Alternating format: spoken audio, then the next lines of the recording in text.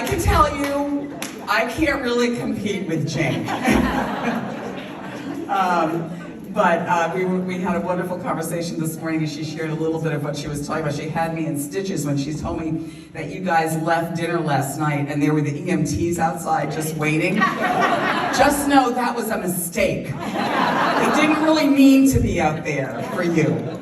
But anyway, it's truly wonderful to see all of you. And I just want to begin with a big thank you. Thank you for your leadership. Thank you for your stewardship. Thank you for your generosity to Wellesley. Congratulations on breaking records. Thank you. Lynn, congratulations for winning the Stagpole Award. You are really a model. Jane, thank you for your leadership. And I just want to say thank you to the trustees, former trustees in the room. Vicki Hergott, one of our former board chairs, is here. And I will give a shout out. I know Adele and Larry are here. I can see Larry right over there. Larry, I just want to say thank you for your leadership in higher education, and thank you for your partnership over the years that we've been able to work together, and it's truly a joy and a gift.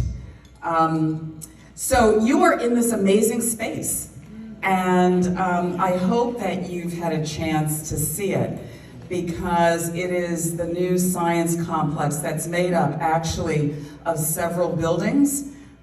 This is a teaching and learning space. There are different labs. One of the labs is right behind here, but labs throughout. There's an administrative building, and then there's the L building, the lab building, which is totally redone and an amazing space with amazing labs.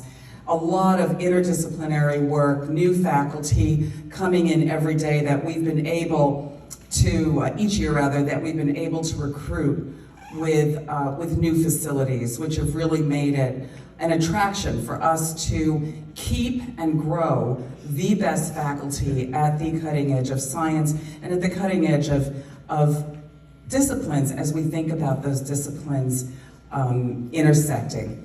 There's the global flora, which houses the camellia, but that is a facility for really teaching environmental science. It's part of the Frost Center for Environmental Science. And then of course there's the observatory that has another brand new telescope. Some of the majors here are just booming. Physics, astrophysics, chemistry, of course environmental studies. I could go on. Computer science is kind of inching towards number 3. And remember, these are majors that women don't tend to move into. But I think at Wellesley, there's a different narrative. And as our faculty member who led the work in really kind of coming up with the concept for these buildings, she said, you know, if you saw our facilities before, and you guys remember them, do you remember SAGE? Oh yeah. Yes. Science, SAGE, and some, we still did amazing work in those buildings. So imagine what we can do now. So I think, just to give you some stats, we produced the largest number of women science PhDs amongst our liberal arts peers. And amongst our liberal arts peers, our faculty, who by the way are 52% women, get the highest amount of federal funding in STEM. So I think that it is really excellence at its highest, at the highest form. And don't think we're only about STEM, we're about the humanities and the social sciences. Economics is still the #1 major, with students really doing remarkable work as they move through. And the humanities are strong. 33% of our students major in the humanities. Are they the same numbers as they were when you were here? No. But we've distributed them differently, lots of double majors, and there is enormous strength and an innovative strength in different areas. So think about the work that's happening at the intersection of philosophy and computer science as we think about artificial intelligence and what it means to be human. And then you think about neuroscience and psychology. So the mind, the brain, artificial intelligence, and the humanistic approach. So lots lots of fascinating and interesting things going on. And what I would say too is we're a far more diverse student population and faculty than when you were here.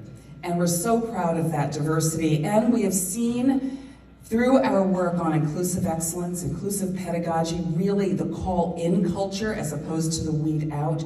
We have seen students thriving in fields where there might have been some stumbles in the past. So we've doubled the number of underrepresented minority students who are majoring in STEM and successfully majoring in STEM in the past several years. And our students who are majoring in economics, a far more diverse group. So a lot of health across the disciplines. I've talked to you, I'm not going to repeat what I said. I know a lot of you were already at the State of the College address, so I'm not going to repeat that. The strategic plan, I think, has really helped us move forward, and it's a powerful plan. And I'm so proud of the work that we're doing around really naming and embracing Wellesley's role in the world. Wellesley's role in the world as not only an outstanding liberal arts college, but as the preeminent women's college in the world. And with that comes responsibility. And we are now embracing that in many different ways, through partnerships, through you, our alumni. So lots of work going on there. I told you about the Clinton Institute, excited about that. And I think there's not a better time for us to be launching this work, as well as other pieces that will go along with it, as we really double down on how we think, learn, talk across difference.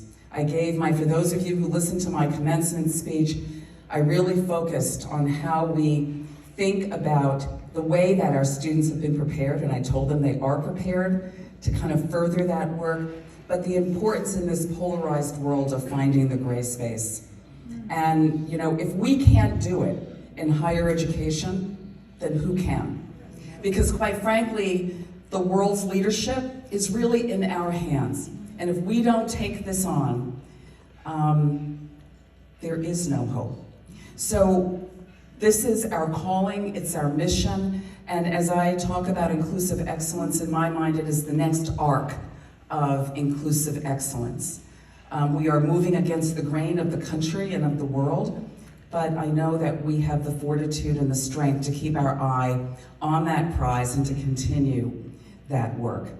We've had a lot of controversy this year, and we've moved through it. We've moved through it powerfully, and what I would say is we've learned from it. I started in the fall of 2016, and remember November of 2016, many of you probably were in the athletic center, my home, really getting ready to celebrate our first woman president. And it's been a little chaotic ever since. And not that there wasn't chaos before, but it's been really every year there's like different types of chaos. And then we had a pandemic thrown in there. But I think that through every challenge, there's opportunity for learning. And there's opportunity to integrate what we've learned to make us better and to strengthen us. And I think, as difficult as some situations are, we have moved through them, we've learned, and I think they've strengthened us, and we're ready to take that next step. So with that, I love spending time with the 50th reunion class, and I would love to take questions from you. If by now you've heard me now, probably some of you in different places, but I'd love to take any questions. Yes? You spoke of STEM, I'm working in the STEAM part, which is include the arts. Yes.